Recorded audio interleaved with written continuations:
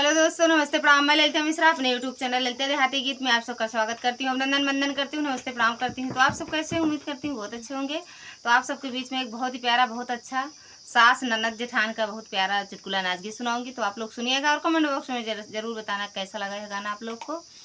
और जो मेरे चैनल पर नए हैं तो वीडियो को लाइक शेयर, चैनल को सब्सक्राइब कर देना। राधे राधे दोस्तों, अपना प्यार दुलार आशीर्वाद देना, सपोर्ट बनाए रखें ताकि आप सबके बीच में इस चैनल के माध्यम से हम भी बने रहें। राधे राधे दोस्तों।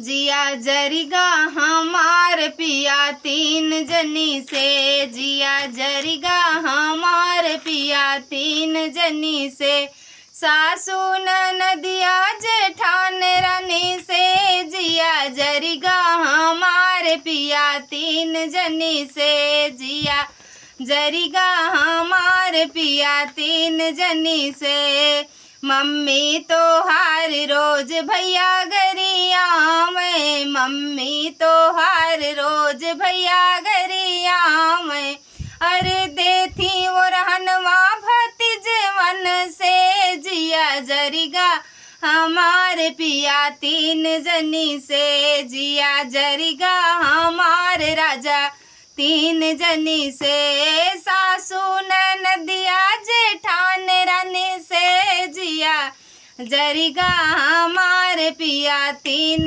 जनी से।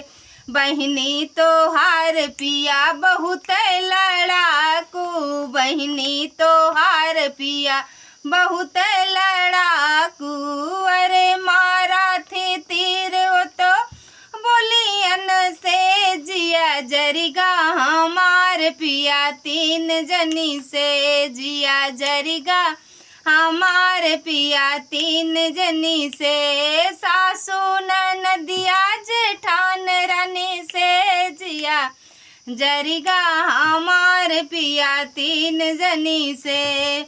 भाभी तो हर खाली हुकुमो चलावे, भाभी तो हर खाली हुकुमो चलावे, अरे सारा घर के कमवा करावे हमसे, जिया जरिगा हमार पिया तीन जनी से, घर के सारा कमवा करावे हमसे, जिया जरिगा हमार पिया तीन जनी से, जिया जरिगा हमार पिया तीन जनी से, सासू ननदिया जेठान रानी से, जिया जरिगा हमार पिया तीन जनी से, जिया जरिगा हमार पिया